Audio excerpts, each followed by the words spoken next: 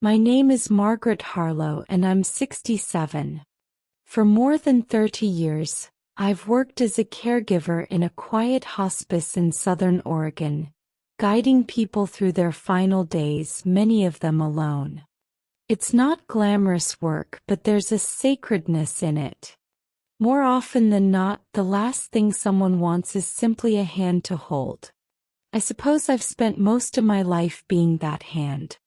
And after decades of being quietly needed, always gentle, always unseen, you forget what it feels like to truly be noticed, until someone reminds you in a way that stings. The night before my son's wedding, I stood in the parking lot clutching a hand-stitched quilt. It was my gift to him, to them. Each panel carried pieces of his life, fragments of his baby blanket, a strip from his graduation sash, even a sleeve torn from the hoodie he wore in middle school. And then she, my son's fiancée, Eleanor, looked at me with a calm precision, like she was ticking off items on a grocery list. After tomorrow you won't be family. Her words were measured, sharp, surgical. I froze. I was speechless. The quilt slipped from my hands. The concrete was damp beneath my feet. Behind us, laughter drifted from the rehearsal dinner, my son's voice among it. I didn't cry. I just nodded and walked away. That night I returned to an empty house. Even my cat ignored me at the door. I left every light off except the one over the kitchen sink and sat at the table, tracing the rim of my teacup as if it could offer answers. My wedding dress hung on the bedroom door, pale blue. My son had once told me it made me look like spring. I didn't touch it. I didn't sleep. The next morning I stayed home. I let the neighbors leave for the ceremony in their suits. I ignored the buzzing phone, the messages piling up. Where are you? You're running late. Your seat is reserved next to the cake table. I didn't respond. I wasn't going. Eleanor had said I wouldn't be family, and I believed her. But what happened next was something no one expected. By noon, the wedding had been canceled.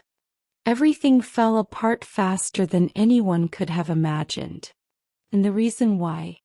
That was the part that stunned every guest into silence. People like Eleanor don't start with destruction. They start with charm, polish, just enough warmth to make you question your own instincts. They don't tell you outright that you aren't welcome. They ease you into the exclusion, until one day the truth comes out, cutting through all the quiet confusion you've carried inside. After tomorrow you won't be family. That was the night before the wedding. I stayed home. By the time the only movement in the room came from the sunlight. It streamed through the blinds in soft, slanted lines, falling across the pale blue dress I hadn't worn. Lace-trimmed sleeves, a neckline modest enough for a church, fabric hanging gently as if it had a life of its own. I had draped it on the closet door a week ago to let it breathe. Now it seemed out of place, too bright for the dim room, too full of hope. Liam had chosen the color. We'd wandered through a thrift shop last winter when he spotted it tucked in the back. Pulling it out, he said, "This would look like spring on you, Mom." Spring.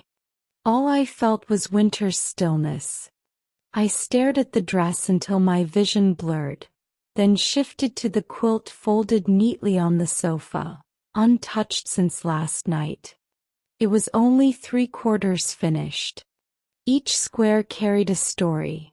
Scraps of his baby blanket, a strip from his high school track jersey, a corner of the curtain from his childhood room, even a patch from the flannel pajama pants he wore until they wore out in college. That quilt was my version of a memory book. Not photographs, but fabric soaked with his laughter, his tears, late-night study sessions, a life built stitch by stitch.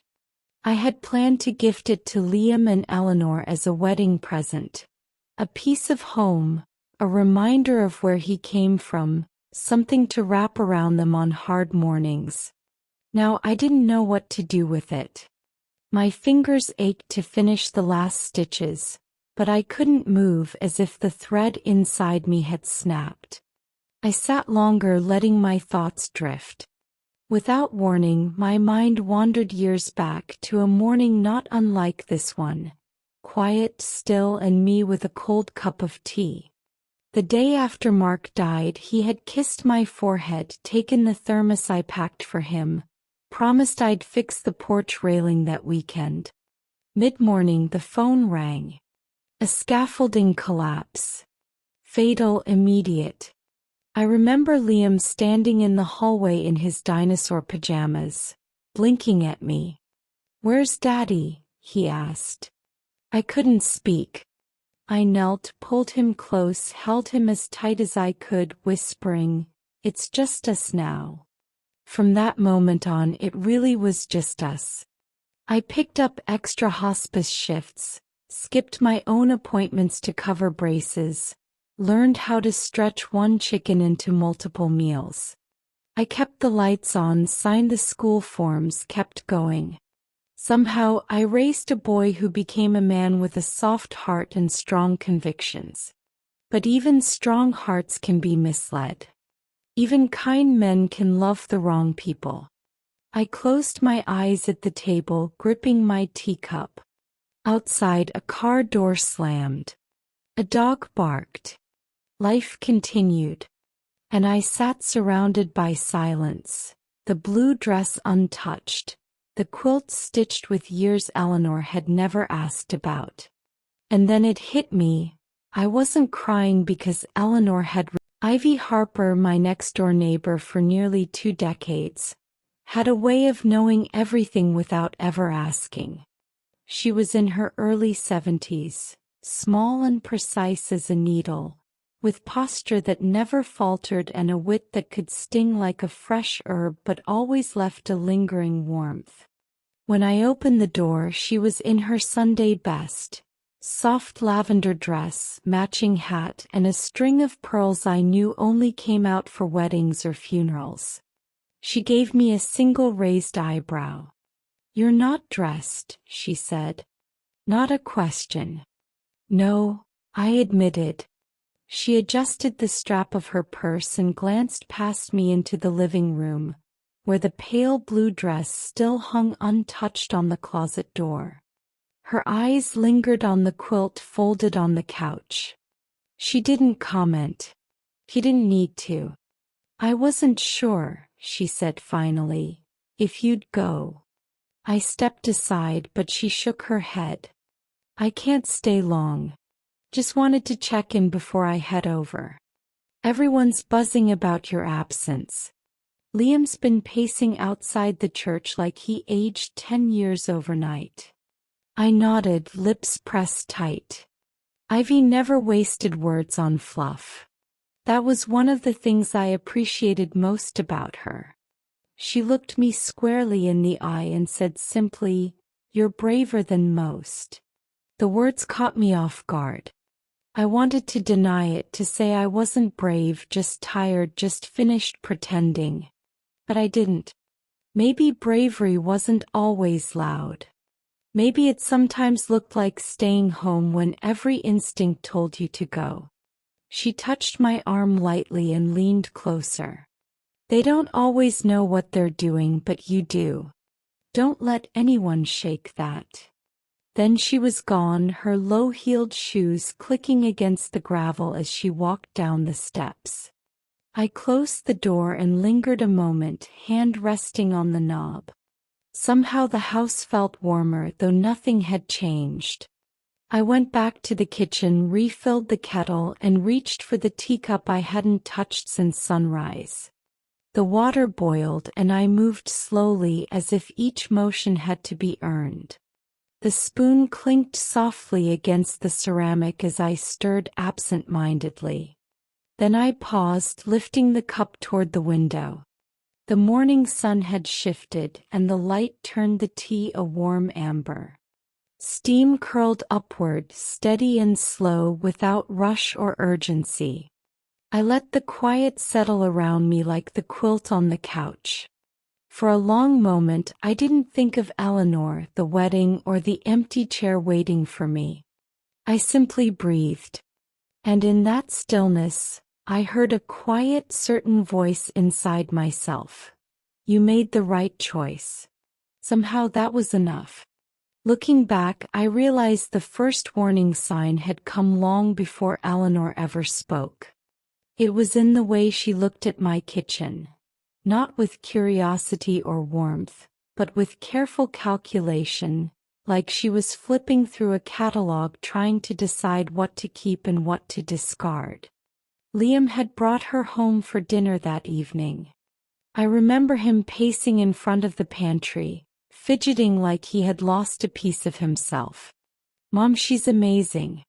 You'll see," he kept saying, smoothing his hair. I even set the table with the special china, the ones with tiny blue flowers I only brought out for holidays. Eleanor arrived right on time. Perfect posture, designer bag, lips painted the kind of sunset you only see in glossy magazines. She was beautiful, no denying it. She gave a polite smile, hugged me without really touching me, and surveyed the house as though she had stepped into a past she didn't intend to claim. "This is charming," she said. "Charming." I swallowed it like a bitter seed and smiled anyway.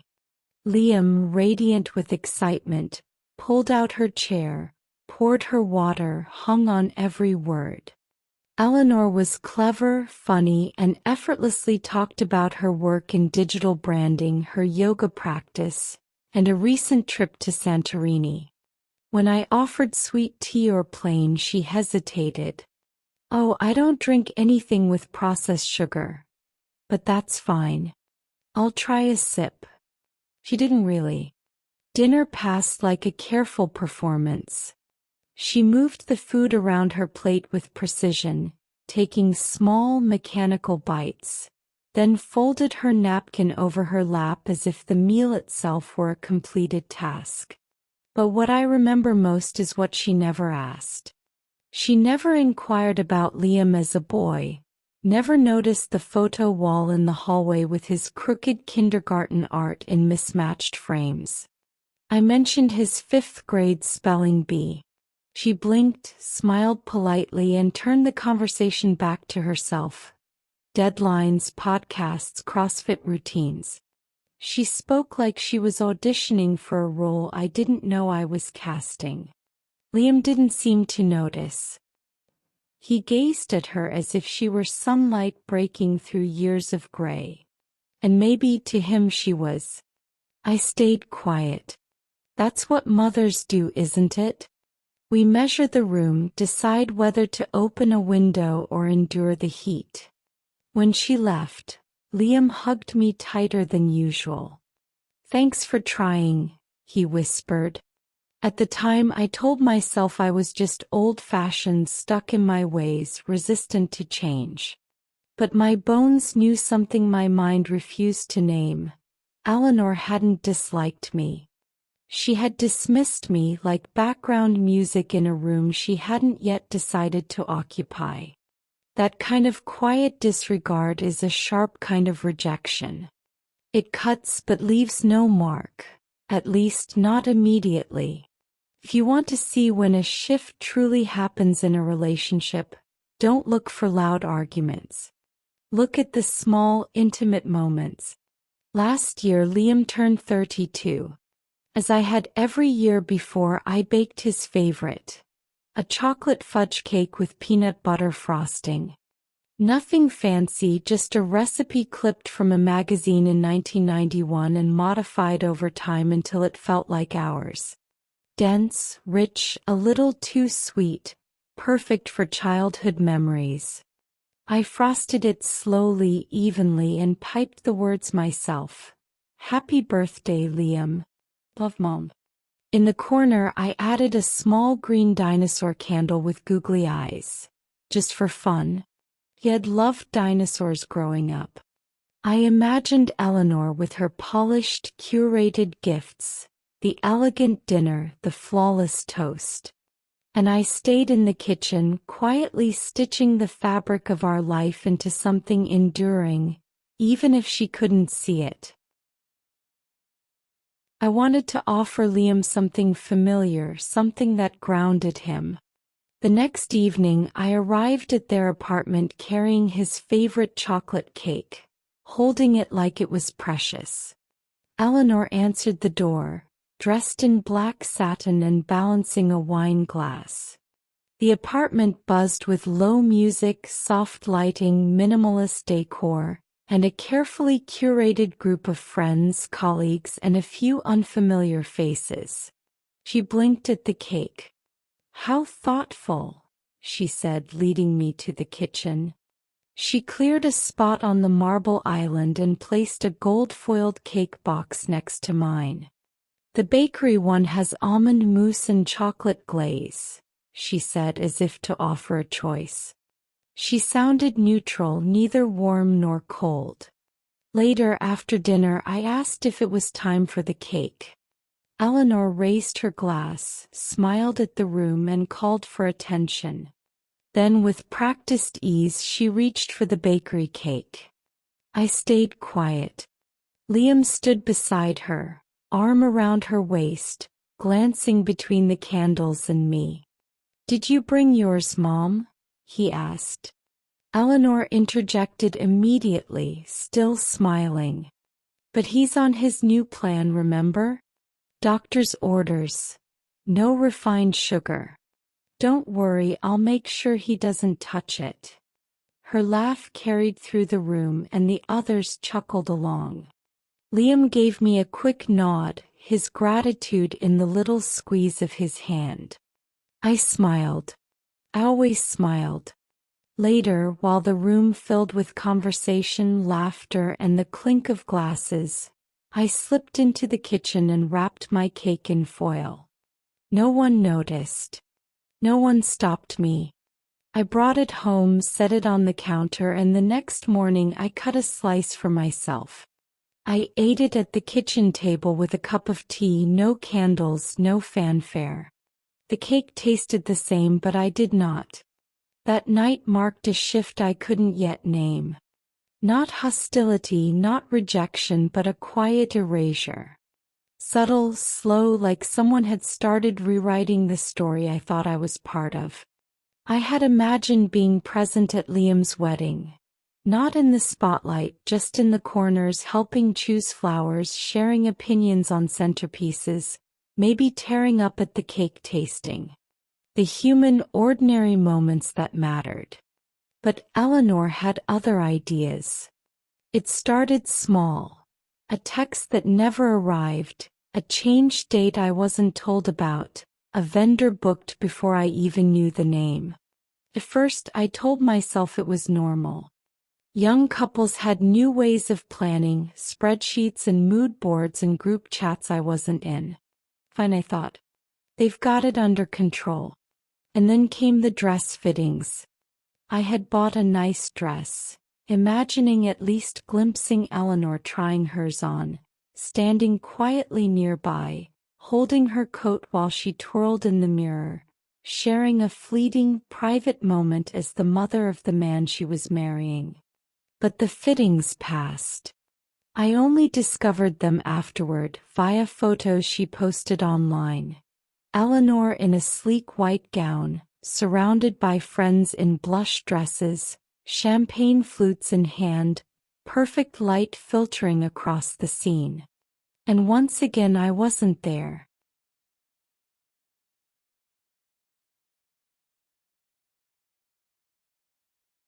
I wasn't in the photos. Later, when I asked Liam about it, he looked embarrassed. "Oh, I thought Eleanor invited you. Maybe it was last minute." I nodded. Of course, last minute. Then came the discussion about food. Eleanor mentioned they were trying out a new caterer. Let me know when the tasting is, I offered gently. I'd love to tag along just for fun. She smiled the way someone smiles when they want to say no but already have. Oh, we're keeping it small, she said. Lots of moving parts. Don't worry, we'll save you a plate at the wedding. Save me a plate. It wasn't mean, but it wasn't inclusion either. I kept offering. She kept redirecting. I asked about the music. Liam had always loved Sam Cooke. Maybe they could include a song. We're going more modern, she replied. Cute suggestion, though. I asked about the seating chart, just curious where I'd be so I knew how dressed up to be. She laughed. Somewhere nice, I'm sure. Just show up and look beautiful. And that was when it settled. The truth. I wasn't being asked to help. I was being managed, styled, placed. I was no longer a participant with a voice or a role. I was a decorative element, pre-approved and compliant. They didn't want my stories, my ideas, my memories. They wanted me to occupy space quietly. And it stung more than I expected. For 32 years I had been the planner. The birthday parties with paper hats and scavenger hunts, PTA potlucks, college packing checklists, doctor appointments, first job interviews. I had carried the clipboard, the grocery list, the calendar reminders. And now, for the most important day of his life, I was being told, just show up and look nice. Not cruel, not disrespectful, just a subtle erasure of my place. I smiled, of course. Smiled because that's what mothers do. But inside I felt like a guest in a life I had spent decades building. The quilt felt heavier than I remembered, not in weight but in meaning. I carried it carefully, wrapped in tissue paper and ribbon, tucked into a plain brown paper bag with rope handles. Simple but enough. The rehearsal dinner was at a trendy bistro downtown. Brick walls, Edison bulbs, whitewashed beams. A place where menus didn't list prices and staff called everyone love. I parked 2 blocks away because the lot was full. My heels clicked softly on the pavement as I approached the door. I told myself I'd drop it off, say congratulations and leave. No need to linger. I wasn't part of the planning. I wouldn't be part of the toasts. But maybe, just maybe, this gift would matter. It was the only thing I had made with both of them in mind. Each square of the quilt stitched with memories of Liam's childhood in soft grays and blues. One patch bore an embroidered L, another a C, with a small crooked heart in the corner. Messy, imperfect, honest. I paused at the door. Her expression flickered for just a moment before the polished social smile returned. Mrs. Harlow, Eleanor said, gliding forward. How kind of you to drop by. I held out the bag. I made this for you both. Something special. She peeked inside, lifted the tissue, and her fingers brushed the quilt briefly before letting it fall back into the bag. Oh, she said. How thoughtful.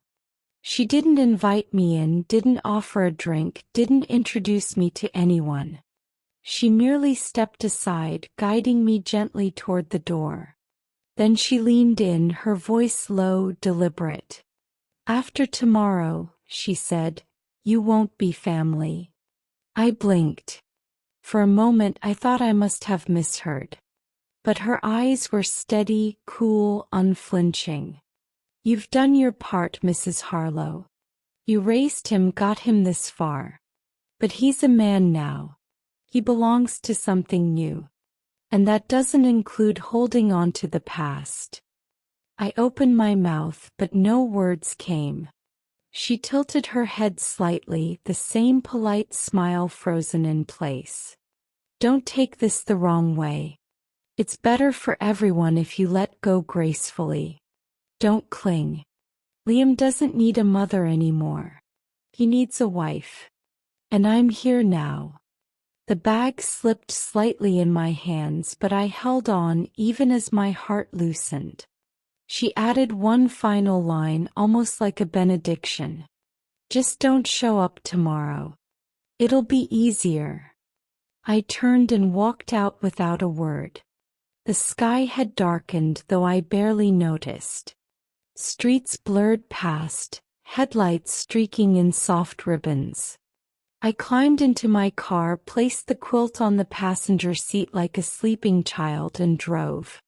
I don't remember the stoplights, the turns, only the tightening of my hands on the wheel, the echo of my breath, the copper taste at the back of my tongue. When I got home, I sat in the driveway for 10 minutes before realizing the engine was still running. I cut it off and stepped inside. The house was dark, silent. I placed the quilt on the arm of the couch, sat beside it, and stared into the empty space where my family had lived. And then it hit me, she hadn't said I wasn't welcome. She had said I wasn't family. Somehow that hurt more. That night I sat on the edge of the bed. The house was so still I could hear the old wood settling beneath the weight of time. The quilt lay across my lap, folded carefully, corners aligned, every stitch visible in the soft glow of the lamp. My fingers traced the seams, searching for strength in the memories woven into them. Liam's baby clothes, his first-grade soccer jersey, a swatch from the shirt he wore to prom. This quilt wasn't just fabric. It was our story, mine and his. A quiet legacy carried one stitch at a time. And yet, I held it now like a relic from a life I wasn't sure I belonged to anymore. Outside, the full moon bathed the backyard in silver. I remembered Liam running through. The quilt rested in my hands, soft and warm, but my chest felt empty. I asked myself if I should still go. Should I show up tomorrow, smile through it, pretend nothing had been said?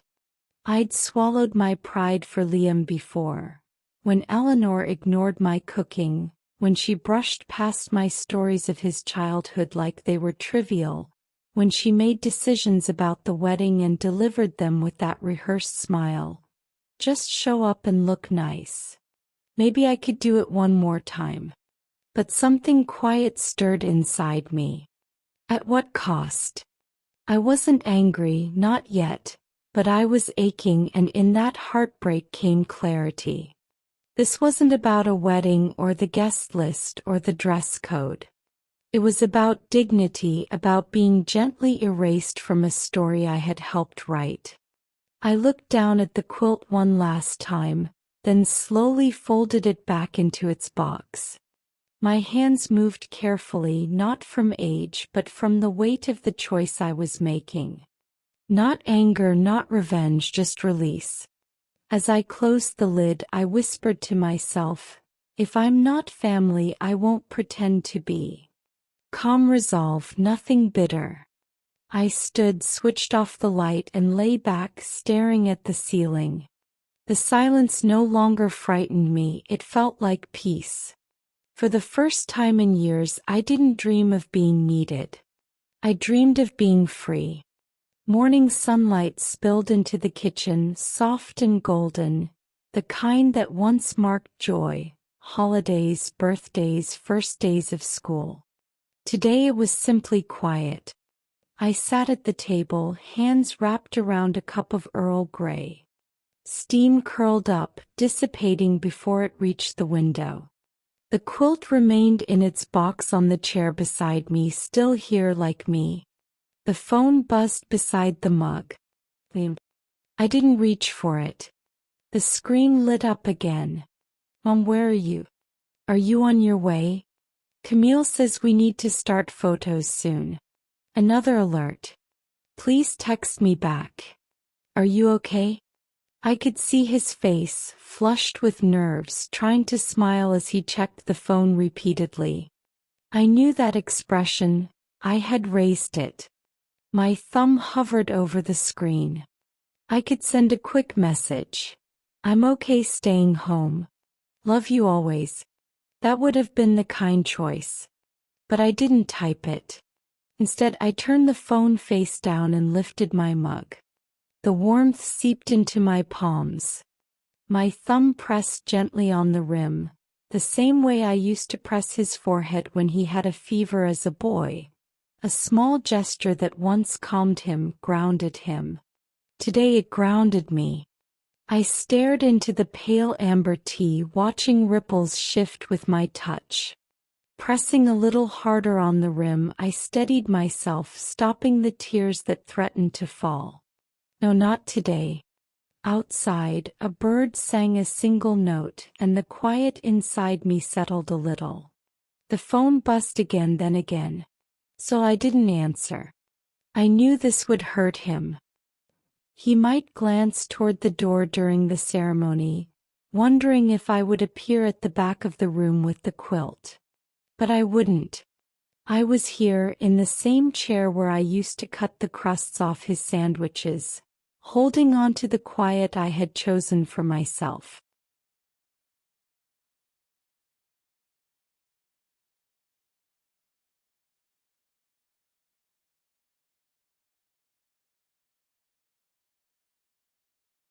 The same chair where I had once stitched Liam's name into a Christmas stocking. The same chair where I'd fallen asleep after double shifts, waiting for my teenage son to come home safely. That chair had held decades of devotion. But this morning it held stillness, a choice.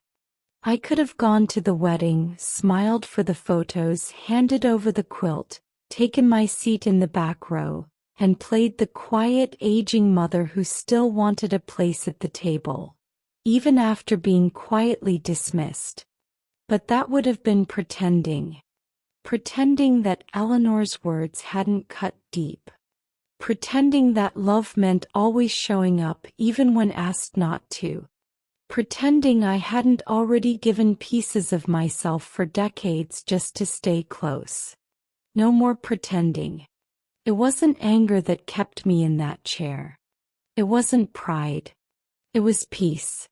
The kind that comes when you realize your worth isn't up for debate, even by the people you love most. I sipped my tea slowly, ignoring the phone buzzing again. Then came 3 sharp knocks at the front door. Unusual for a Saturday. More unusual on this Saturday.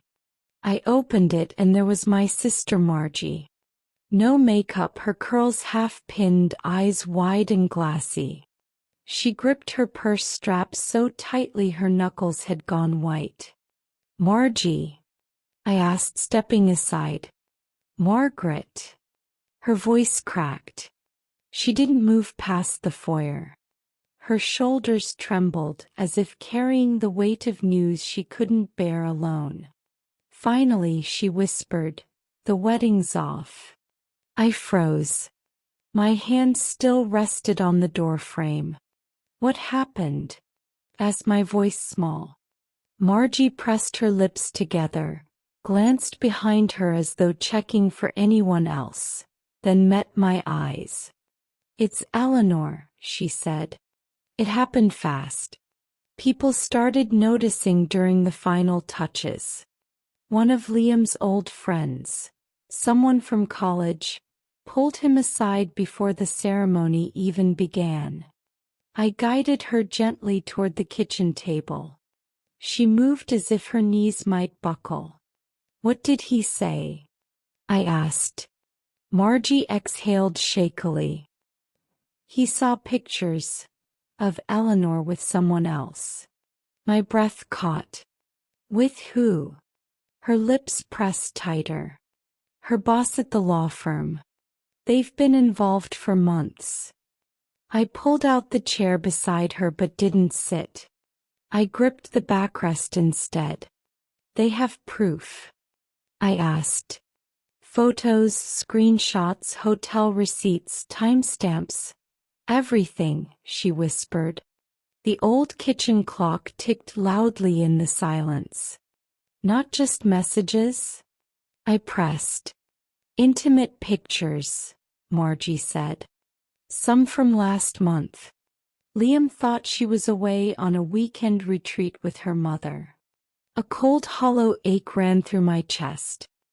He called it off? I asked. Margie nodded. Right there. Liam didn't try to call me, I said softly, just stating a fact that hovered between us. Margie paused, uncertain. Maybe he didn't know what to say. I nodded and reached for the teacup again, though it was already dry and empty. Does he know you're here? I asked. No, she said quickly. I didn't want you to find out through someone else. You deserve to know. I looked at her, my older sister, always the gentle one, the bridge in the family, the fixer before things fell apart. And here she was, standing in the wreckage beside me. Thank you, I whispered. She reached out, touching my hand. We stayed silent for a while, the quiet stretching between us like a fragile thread. Then I murmured, mostly to myself, love should be built on truth. Margie gave a faint smile. Seems he just learned that lesson the hard way. I thought the worst had been said, that betrayal ended with secret texts in hotel rooms. But Margie didn't move. Her fingers twisted around her teacup, curling and uncurling as though holding back more, some weight she hadn't yet released. She looked up at me again, voice dropping low. Teresa, there's more. I nodded. It's not just the affair, she said. The wedding, the whole relationship. It wasn't just love gone wrong. I stayed quiet, waiting. Margie's eyes glistened. Camille and her father. They drew up a prenup. I blinked. That wasn't unusual these days. No, Teresa, she said. You don't understand. It wasn't a normal prenup. It was a trap. I leaned forward slightly. The clause was buried deep. If Liam and Camille divorced within 5 years, 60% of his assets, including anything inherited from you, would transfer to a private company co-owned by Camille and her father. I froze. Margie continued, words deliberate, heavy.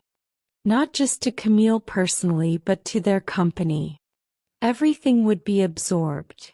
Investments, inheritance, real estate, even his stake in your late husband's old firm. The air around us thickened. My breathing slowed, but I stayed silent. She never showed him, Margie said quietly. She planned to present it just before he signed the wedding license. She called it a formality, her father's lawyer insisted. But it wasn't about protection. It was about acquisition. I didn't blink. She didn't love your son, Teresa, Margie added, voice trembling. She targeted him. The word landed like a hammer. Targeted. That explained everything I had sensed but couldn't name. The way Camille asked about Liam's investments, how she laughed a little too hard at mentions of his grandfather's trust fund, the subtle questions about stocks and assets. Back then I'd told myself it was curiosity. Young people talk about money differently now. But deep down I had known. How do you know all this? I asked softly. Margie looked ashamed. She had kept asking Liam when he planned to downsize, telling him the house was too big for one person, suggesting renovations. Margie nodded as I spoke. This wasn't about a wedding. It was about control, a carefully laid plan. I didn't shout or slam anything. I just let the quiet truth sink in around us. She underestimated him, I whispered. Margie looked confused. He'd sign anything if she smiled, right?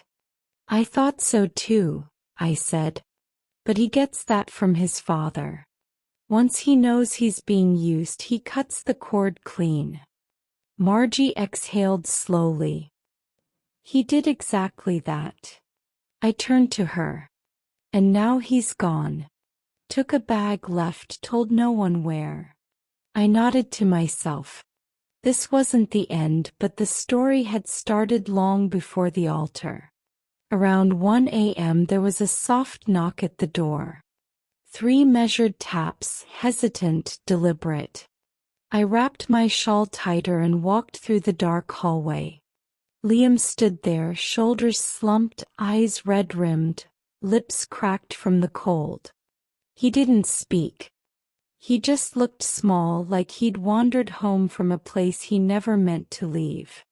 I stepped aside. He walked in, hands buried in the pockets of the same jacket he'd worn in college, an envelope peeking out from the back pocket. No suitcase, no phone, nothing else. He sat at the edge of the green couch he had ruined with orange juice when he was 13. He stared at the floor. I drove, he said finally, voice hollow. I don't even remember how far. I just kept driving. I sat in the chair across from him. Not too close, not too far. He exhaled slowly as if he'd been holding his breath for hours. She said that to you? He murmured. I nodded. That was all I could give him. No lecture, no judgment, just a mother's acknowledgement. He looked at the unlit fireplace. She said you weren't family. That you didn't fit the energy of the wedding, that you'd make her father uncomfortable, that your house smelled old, that I needed to think about our future. I closed my eyes, feeling a quiet ache, the pain of watching your child confront cruelty alone. Too late. He wiped his face with the back of his hand. I thought she was ambitious, tough. I liked that. I thought she'd make me sharper like Dad was. My throat tightened at the mention of his father. She never once asked about you, he continued. Never wanted to come here. I kept saying we could have dinner, something simple, and she'd say, why? There's nothing there for us. He leaned forward, elbows on knees, the lamp casting a soft glow across his face. I feel so stupid. I stood, went to the linen cabinet and pulled out the old quilt, the pale blue one I'd wrapped him in when he was sick, when he broke his wrist, when his dog died. I draped it over his shoulders. He held it tightly, gripping the fabric like a lifeline. And for the first time in 20 years, Liam cried. Not a quiet, controlled sorrow, but deep, racking sobs that shook his body and soul. I sat beside him, silent, wrapping my arm around him as I had when he was small. He rested his head on my shoulder, the quilt draped over him like both armor and surrender. I'm sorry, Mom, Liam murmured through ragged breaths. I should never have let her push you away. I thought I was doing right, but I wasn't. I didn't protect you. I held him tighter, saying nothing, letting the silence carry what words couldn't. Sometimes a mother's quiet tells everything. You were never unloved, only misdirected, only caught in someone else's shadow. Slowly, his breathing evened out, his grip on the quilt relaxed, and in that stillness I didn't see a grown man or mistakes made, only the little boy I had raised finally home. By noon the next day the fight had begun. Not in courtrooms, not with lawyers, but online. Camille's Instagram was ablaze. A photo of her at the altar, mascara streaked down her cheeks, bouquet clutched like a talisman. Caption: "My wedding ruined." All because one woman couldn't let go. I never imagined a mother-in-law could do this. I begged her to stay away. She hadn't. Within minutes her friends flooded the comments. You deserve better, Queen. The audacity of some mothers. So graceful in handling it. Then the reposts came, TikTok reactions, headlines. Mother sabotages son's wedding over jealousy. No real facts, no names, just enough innuendo to spark outrage. My face from a Christmas photo a year ago was circled in red at the bottom. The article had been shared thousands of times in hours. Liam stood behind me, fists clenched. This is insane. This isn't what happened. He's painting you as a monster. I should post something, tell the truth. A video. People need to know. I turned to him, calm. No. His eyebrows shot up. No. Mom, they're crucifying you online. They think you ruined the wedding. I know what they think, I said. I picked up the tablet and powered it off. Perception shouts, Liam. Truth walks quietly. He didn't answer. I continued, if you fight fire with fire, you feed it. Let her scream into a void of strangers. The noise isn't ours to answer. His jaw clenched. But it's not fair. No, I admitted. Fairness doesn't trend. Outrage does. The adrenaline drained from his face and he sat heavily at the table. My voice softened. Remember when you were 7 and the boys at school spread lies about you on the playground? He nodded slowly. You were furious. Wanted to shout your truth. But your teacher said something important. Remember. He whispered, eyes down. Let them talk. Keep being kind. The truth always comes out. I smiled. It took a week, but the lies unraveled and the truth was seen. Liam ran a hand through his hair. So, you're saying, do nothing? No, I said. Do the right thing, not the loud thing. He sighed, burying his face in his hands. Mom, I'm so sorry. I reached over and rested my hand on his, holding him in the quiet strength of what had always mattered. This isn't about me anymore, I said quietly, my hand resting on the edge of the table. It's about the man you want to be now that you see clearly. We sat in silence.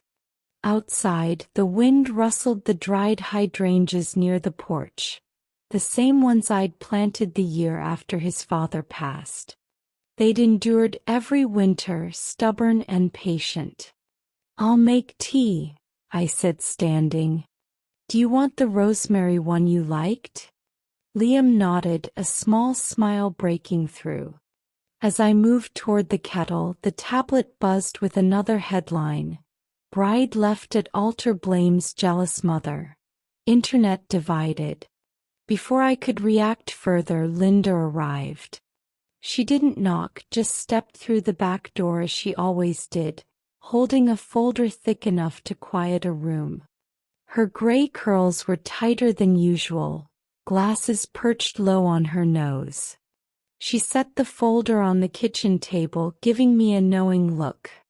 You're calm, she said. Too calm for what's out there. I poured her tea. Years of practice, I said. She opened the folder, sliding the contents toward me. This, she said, is what calm people do when it's serious.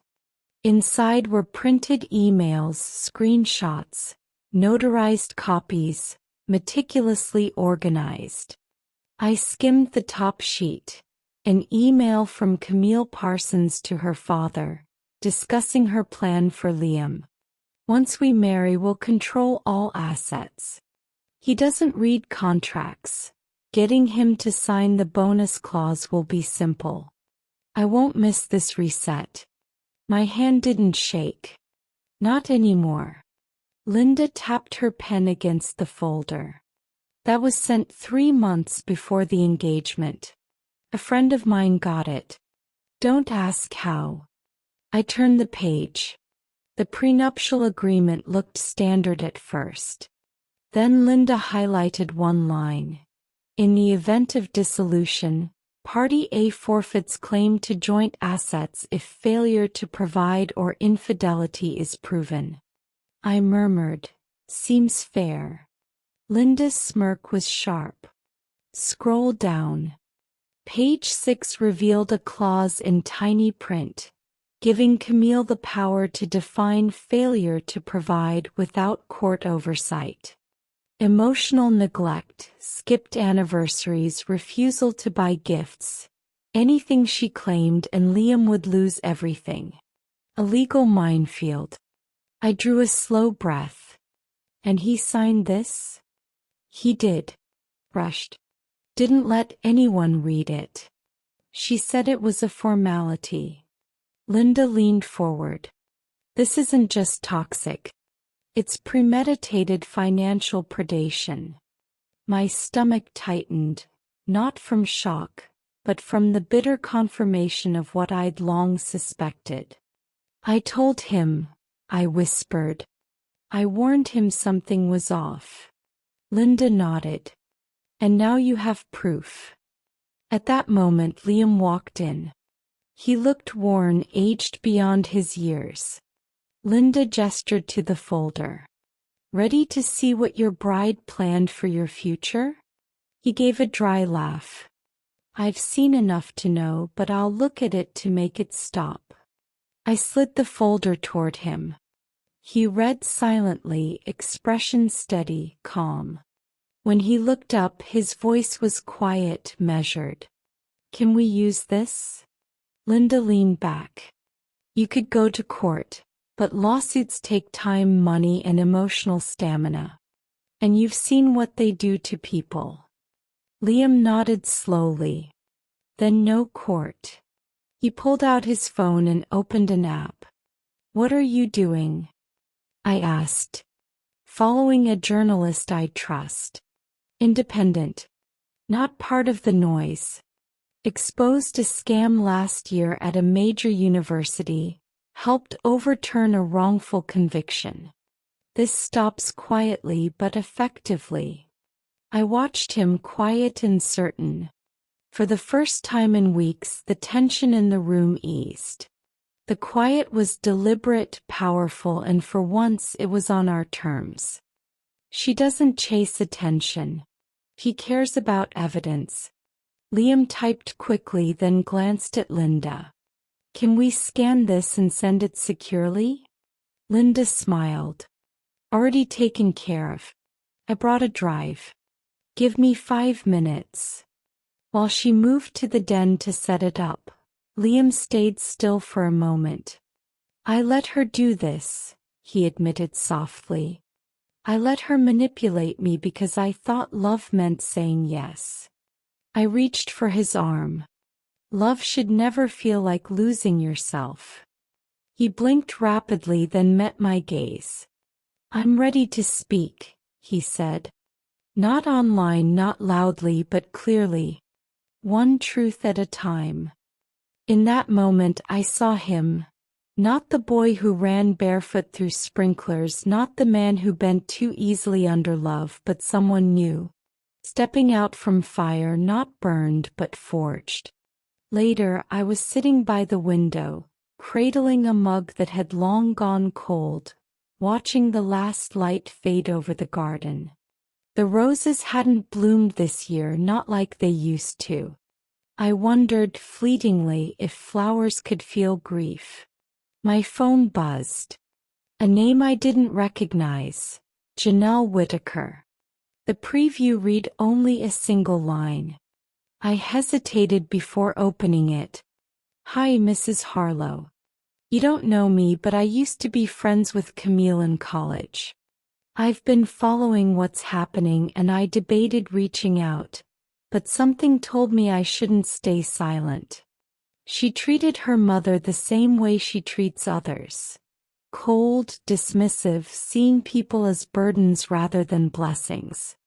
I should have warned you when I saw your name in the engagement post. I'm sorry. I hope you're okay. I read it twice, then a third time. My fingers hovered over the screen before locking it. I didn't reply, not out of ingratitude but because the message spoke more than any conversation could. Janelle wouldn't appear again, I just knew it. Some people enter our lives not to stay but to pull back the curtain. I stared into the gathering night, memories surfacing unbidden. Camille's early visits to our home. The way she tensed when I asked about her family. The way her smile thinned at any mention of her mother. "Oh, we're not close," she once said. At the time I'd nodded politely. I mistook coldness for pain, silence for distance. But maybe Janelle was right. Perhaps Camille hadn't learned cruelty from neglect. Perhaps she learned it from control. Perhaps the only example of womanhood she respected was the one she forged from jagged stone. Janelle's words lingered. Her mother was a burden instead of a blessing. I remembered all the ways Camille categorized people. By utility, by charm, by the weight they carried for her own ambitions. She's harmless but exhausting. He's nice but not useful. He's lovely, too emotional, hard to manage. All along I had imagined a different role. Mother-in-law, mentor, gentle presence. But in Camille's mind I had been a tool, a vault, a name to be leveraged. And Liam, my son, had been the gateway. I stood and placed the cold mug in the sink. My chest didn't ache the way it had before. There was no sorrow, no anger. Only recognition. Janelle's message did something unexpected. It stripped away the easy label of villain, leaving something more potent: clarity. A quiet understanding that finally I could see the story for what it truly was, and step out of it on my own terms. Was Camille cruel by nature, or because no one ever held her accountable? Because the women around her either failed to guide her or were too intimidated to confront her, having been raised in a house where silence was mistaken for grace and manipulation passed for strength. I didn't excuse her, but I understood her more than I wanted to, and that understanding unsettled me. If Camille was the product of skewed values, how many others were walking the same path? How many women my age had daughters-in-law who wore smiles like armor but moved like predators? How many sons never learned to separate charm from character? I picked up my journal and wrote one line. Some wounds don't bleed, they echo. Camille may have carried the lessons of someone before her, but I would not. I would not pass that echo forward. When Liam returned from his walk that night, I showed him Janelle's message. He read it slowly, then set the phone down and nodded. "I believe it," he said quietly. "She used to mock her mom's old house coat, said she'd never end up like that, waiting on a man's pension in a crumbling home." I watched his face. No anger, no bitterness, just the dawning of perspective. "Maybe she thought love was weakness," he added. I took a breath and said softly, "Then you show her she's wrong by loving better, starting with yourself." He didn't speak, but he reached for my hand. The invitation arrived a week later, heavy cream cardstock, delivered by a concierge. I knew immediately what it was. A trap dressed in luxury. Camille's parents requested a private dinner, to find closure or maybe rebuild appearances of family trust. The location: a rooftop dining suite at one of the high-end hotels Liam had once considered investing in. I held the card, studying the ornate calligraphy. "Mom, you don't have to go," Liam said, hesitation in his voice. I smiled. "I'm not going for them, sweetheart. I'm going for you." That night I wore the blue silk dress I had bought decades ago, imagining ballroom dances that never happened. I had never worn it, neither to Daniel's charity galas nor any holiday parties. I saved it for a night I needed to remember who I was.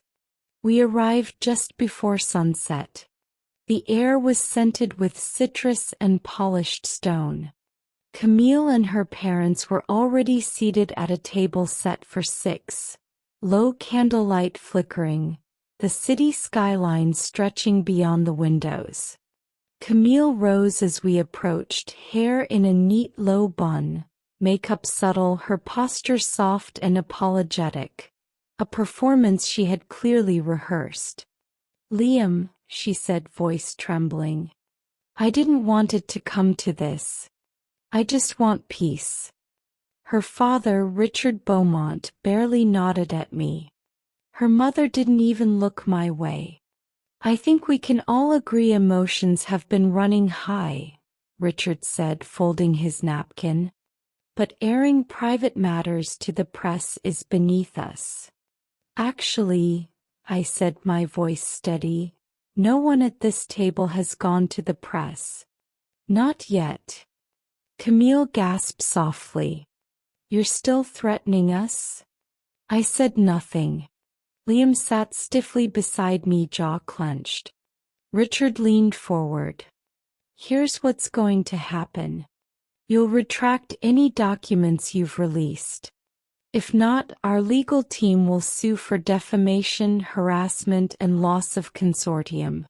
My daughter has suffered emotional trauma. We have the records to prove it."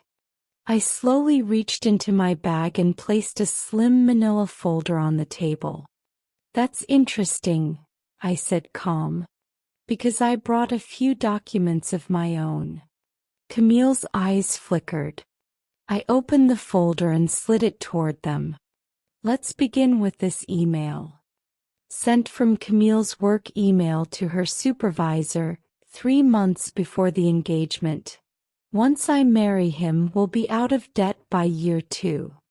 Her mother's lips parted. "That's twisted, taken out of context." "Of course," I said evenly.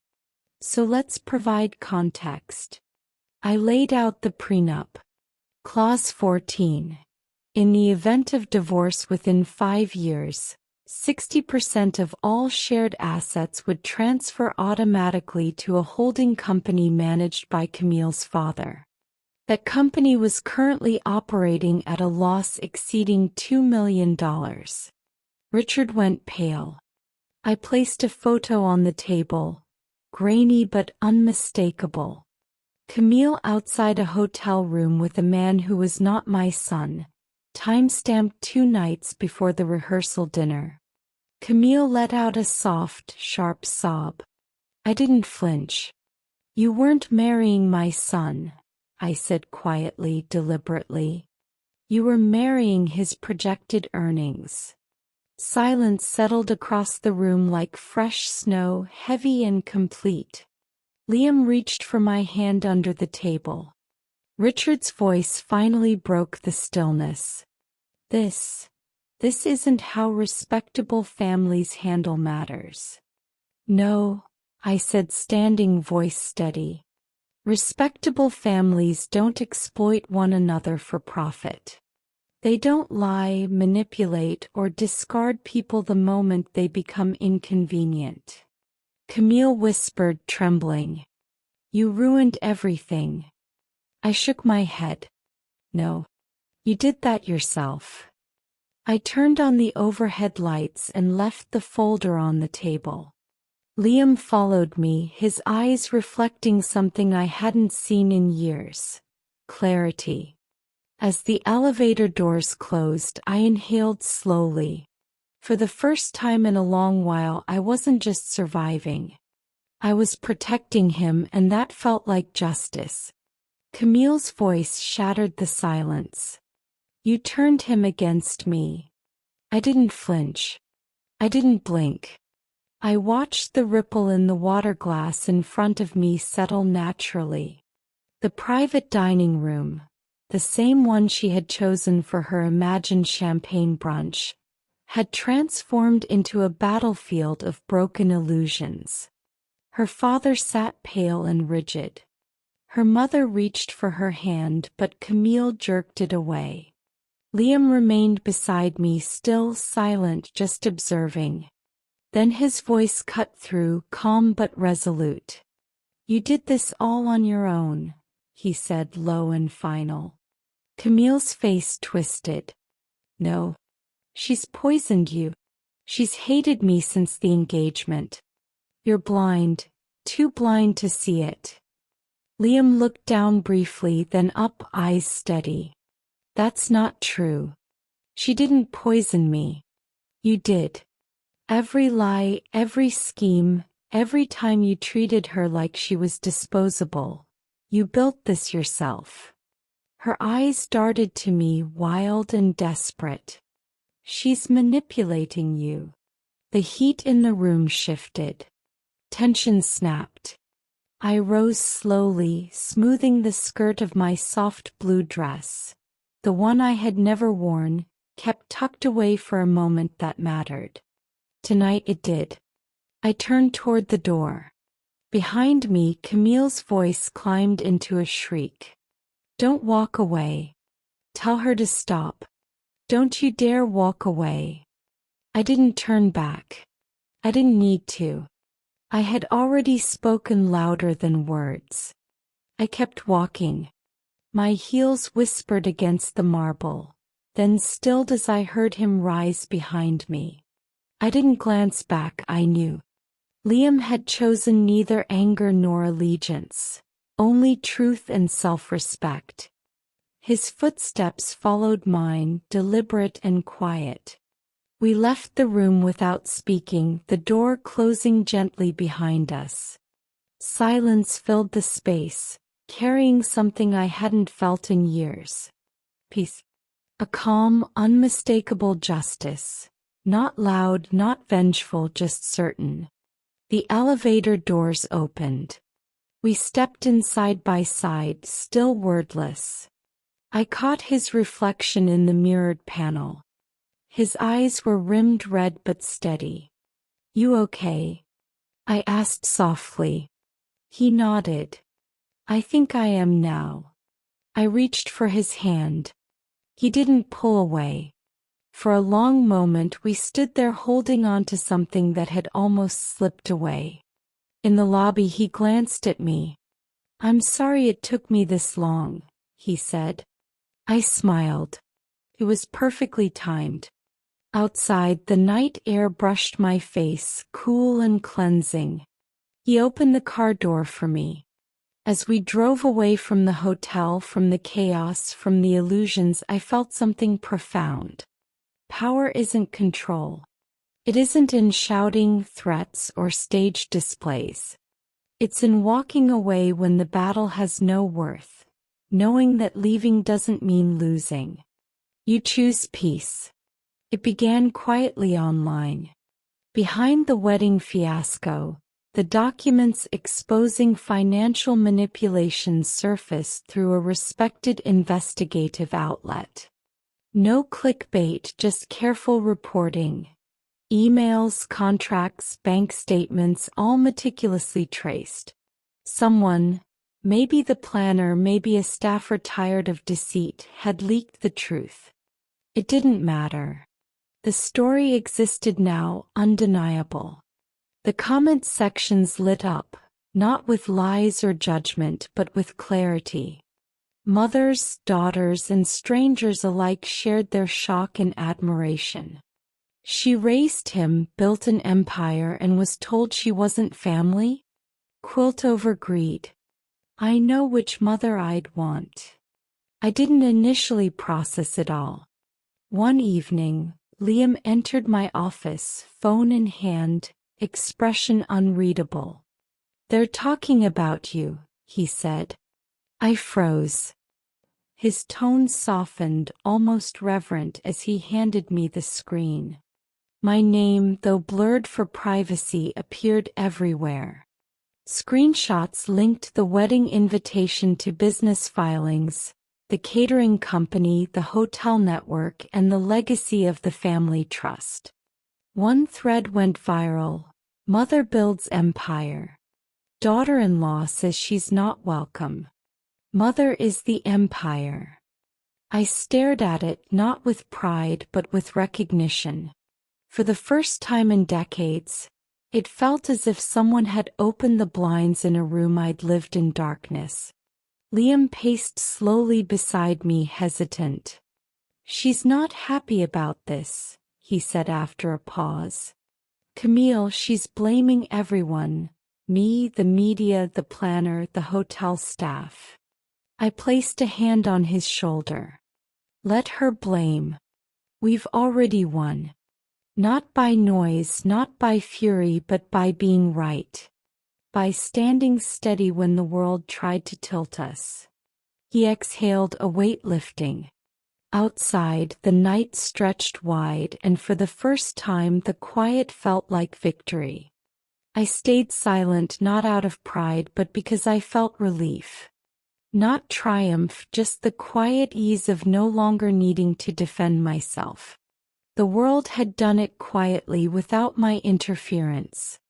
I didn't post anything. I didn't make announcements. The truth carried itself. Strangers recognized it, shared it, celebrated it in ways my own family hadn't dared.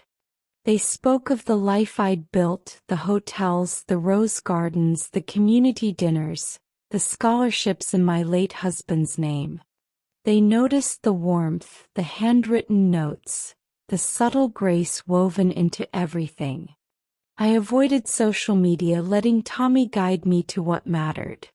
Old neighbors brought coffee, stopped by with flowers, and offered words that felt like balm. "I always knew you had grace, Margaret," one said, handing me a small bouquet of blush roses. "But this is strength in its purest form." A week later I finally allowed myself to cry. Not for the betrayal but for surviving it. For still being whole when the storm had passed. The sky had cleared, the afternoon sunlight turning gold as it filtered softly through the garden. I sat on the porch, chamomile in hand, ceramic warm against my palms. The roses, battered but unbroken, stood tall. Liam joined me. No phones, no distractions, just the quiet hum of the wind, the soft clink of a teaspoon, and the slow, steady peace of presence. He had brought lemon bars, slightly overbaked on the edges, soft and sweet in the center. I laughed lightly. "A little dry," I teased. He smirked. "Effort counts, right?" I nodded. "Always." We sat together in a silence that felt full, not empty.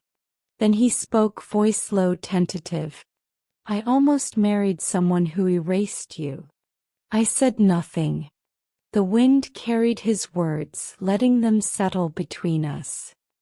His eyes were downcast, fingers tracing the rim of his cup as if it contained some secret he hadn't yet uncovered. "I let her shape the story," he said, voice trembling. "I told myself you wouldn't understand. That I wanted to be part of her world so badly I ignored mine." I looked at him, at the boy I had raised, the man who had nearly lost his mother not to death but to silence. "You found your way home," I said softly, hand resting lightly over his. Not tight, not dramatic. Just steady. That was all that mattered. His shoulders eased, releasing years of unspoken weight. "Life takes detours," I continued. "Through people, through pain, but it has a way of circling us back when we're ready." He smiled, the kind that reached his eyes, real and unguarded. He glanced at the garden. "I saw the photos of your community dinners, the ones with Dad handing out the little cards. What were those?" I laughed softly, the sound blending with the rustle of leaves. "Kindness cards," I said. Everyone needs something kind to carry with them. He nodded, letting the words sink in. And for the first time in a long while, we simply sat there, letting the quiet strength of what we had built together fill the space around us. I had no idea any of that was happening. No, I said softly. I wasn't raising you to memorize my resume. I was raising you to understand love. Liam looked away, blinking hard as if forcing himself to see something he hadn't before. I wish I'd realized it sooner. You saw it when it mattered, I replied. And that's more than most people ever get. We fell silent, watching two squirrels dart across the fence, tumbling and chasing each other in the late afternoon sun. One paused, staring at us as if surprised we weren't yelling or fussing. Just two people on a porch, one mending, one forgiving. I moved my things out, he said after a while, almost apologetically. From her place, officially. I didn't ask for details. Didn't need to. I'm proud of you, I said instead. He nodded, then gave a sheepish grin. Still figuring out how to make the lemon bars less like bricks, he offered a small laugh. I let out a deep, honest laugh in return. Maybe read the full recipe next time, I teased. The sun dipped lower, stretching shadows across the grass. The air smelled of earth and cinnamon. For the first time in years, I wasn't bracing for another blow. No contracts, no whispered arguments, no invisible chains of secrecy. Just tea, just Liam, and a quiet I hadn't realized I'd missed. The next morning, the house held a serene stillness, the kind that comes when grief softens into understanding. Sunlight filtered through lace curtains, casting delicate patterns over the floorboards. I stood in what had once been the guest room, then storage, then forgotten. Now it smelled faintly of lavender and linen. Liam appeared in the doorway, carrying two steaming mugs. He handed me one without a word, then glanced at the quilt draped across the table, its folds spilling like frozen memories. He didn't sit immediately, only paused, eyes tracing the fabric. Let's finish it, he said finally, his voice both tentative and steady. My breath caught. He remembered. I set my mug down slowly and pulled the old wooden stool across from him. This time the fabric felt different in my hands, not heavy with loss but light with purpose. We took our places across from each other like generations before us had, the quilt between us as a map of our shared past. Liam reached for the faded blue square, the one stitched from his childhood pajamas, and began to sew. His fingers faltered at first. Still terrible at this, he muttered. You're doing fine, I reassured him, threading my needle. It's not about perfection. The quiet rhythm of fabric and thread filled the room. Each tug, each pull of the needle eased the tension between us, stitching together more than cloth. And in that gentle hum of work, I felt a calm settle in my chest. Peace earned through storms survived and lessons learned. As we stitched, we spoke softly, not of the past or betrayals, not of money or manipulation. We recalled small things. How his father once tried to straighten a crooked star in the corner because we had run out of navy fabric. How Liam used to sneak cookies into the sewing basket and blame the dog. How this quilt, begun to celebrate a wedding that never was, had transformed into a testament to something enduring, something only we could understand. Halfway through a square, he looked up at me. I thought this was a gift for someone else, he said quietly. I shook my head, smiling. No, it's for us. And for the first time in a long while, our shared past felt whole again, stitched not only in fabric but in understanding, forgiveness, and love. I nodded. It was, and then it became something more. Our story stitched into every patch. Liam's expression softened as he traced the seams with his eyes. I never realized each square could hold so much, he said quietly. I reached for the final patch, a delicate floral I'd kept hidden for years. It had been part of the dress I wore the day he graduated from high school. The sleeves had frayed, the bodice remained pristine, folded carefully among the fabrics. I couldn't bear to let it go. Liam held it gently as I pinned it down. You saved this, he asked. Some things are worth holding on to, I said softly, even if they no longer fit. He nodded, and for a fleeting moment, I saw the little boy who dragged his blanket across the kitchen, begging for extra peanut butter on toast. As he completed the last stitches, I pulled a small square of blank muslin from the drawer, the label square. Every quilt I'd made carried one, marking the maker, the date, and a single line that mattered. Only now did the words come. I threaded the needle with dark plum thread, working quietly, deliberately. Liam folded the rest of the quilt in his lap, watching without interruption. When the embroidery was finished, I held it up for him. His eyes scanned the stitched letters, then read aloud, "Family is the one that stays when others leave." He didn't speak immediately. His hand found mine, and in that quiet touch, I understood this wasn't the end. It was a beginning. A family stitched together not by duty but by choice, forgiveness, and the promise to keep showing up even when it was hard. He folded the quilt carefully and placed it in the cedar chest beneath the window. The sun rose higher, casting light across the old wood floors, and I felt it.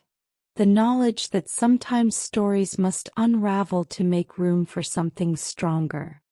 Liam later hung the quilt in his office, centered, catching the morning light, commanding attention without needing to ask. Each square carried years of care, patience, and quiet survival. It wasn't meant for a gallery. It belonged in the space where decisions were made, where quiet truths carried weight, and justice was spoken softly but clearly. It had taken him days to decide where each patch should go. In the bottom right corner, where his eyes naturally paused during work, rested the line I had stitched in quiet defiance. Family is the one that stays when others leave. Clients often glanced at it. Some smiled, some tilted their heads in curiosity, but no one ever asked, until today.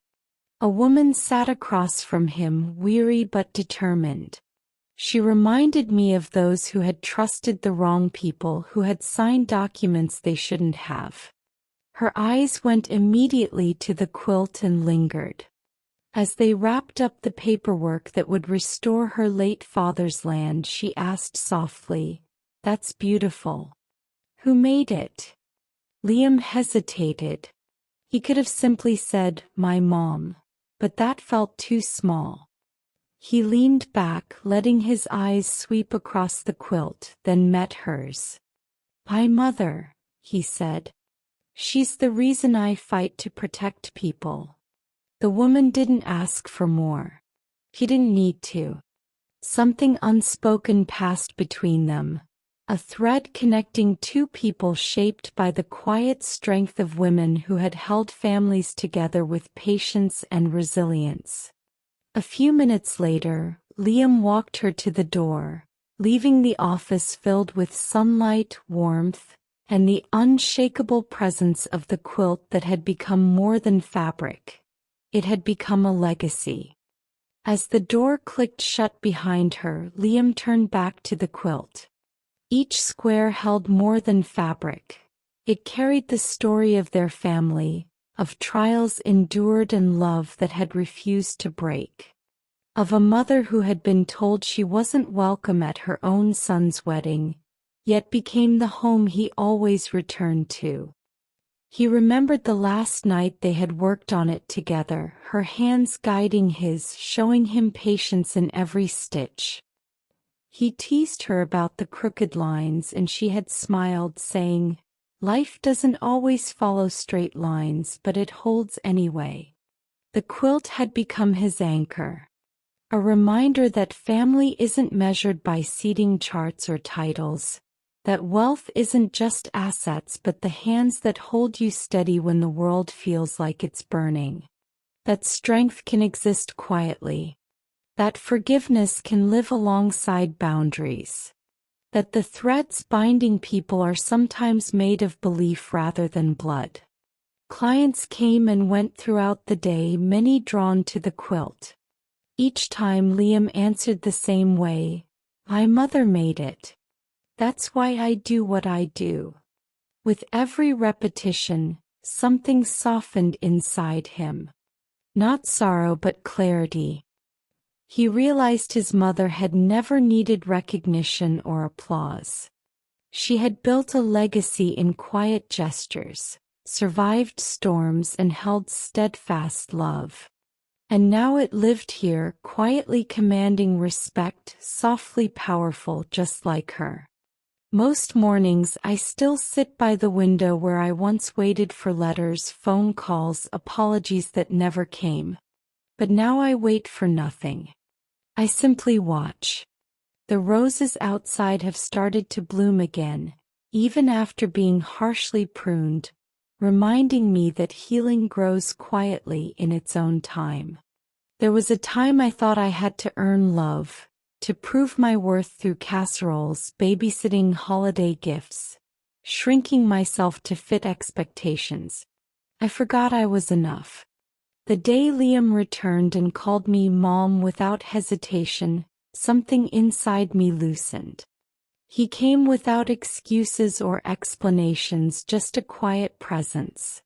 Hands that remembered mine, eyes that finally saw. Healing doesn't arrive like a flash of light. It grows slowly, like soil turning beneath the seasons. It isn't loud, isn't proud, it's steady. I didn't need revenge, applause, or public acknowledgement. I just needed my peace. Silence isn't weakness. Sometimes it is strength, choosing not to scream. I never told Liam how much it hurt to be left off that wedding list, how I held the RSVP card in my lap and listened to the silence echo through the house where his baby pictures still hung. I never shared the tears on my pillow, whispering, "You raised a good boy. He's just lost right now." And he was lost. But even the lost find their way home if the light stays on and the door remains open. They told me I wasn't family, that I didn't fit their image. But I never needed permission to love my son. I loved him through the silence, through sharp words, through absence. I loved him even when the man he became seemed unfamiliar, because I remembered the boy, the one who buried his head under my chin over a broken toy, the one who brought dandelions and called them roses, the one who believed I could fix anything. Maybe I did. Not everything, not instantly, not in the way he expected, but what mattered. I mended the bond between us. He found his way home. That is enough. Now I live slower. I drink my tea before it goes cold. I read books I never had time for. I talk with the neighbors' children and let them help in the garden. They ask about the quilt and I tell them it is stitched from stories. They nod like they understand. I keep the door open most days, not for anyone but for him, in case he needs a place to rest, to remember, to just be. Forgiveness isn't a declaration. It is a quiet release. And real love doesn't demand recognition. It simply stays, like a steady breath, like sunlight on the skin after a long winter. That is what I carry now. Not the pain, not the memory of being left out, but the echo of a voice that called me Mom again. The knowledge that I did not lose my family I chose to love, and that was enough.